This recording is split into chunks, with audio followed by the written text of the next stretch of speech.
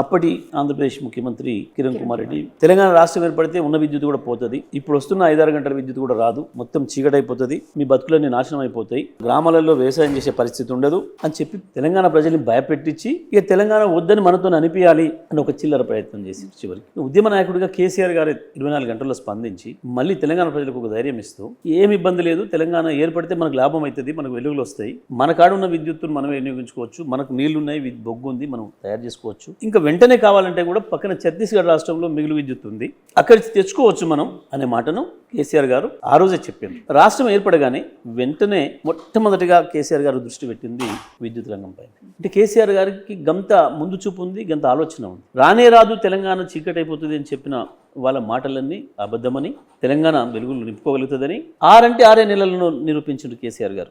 November నాటికి గృహ వినియోగానికి కావచ్చు, వాణిజ్య వినియోగానికి కావచ్చు, పారిశ్రామిక వినియోగానికి కావచ్చు, మూడిటికి 1 నిమిషం విద్యుత్ పోకుండా 24 గంటల విద్యుత్తును ఇచ్చి ఏర్పాటు చేసేసారు.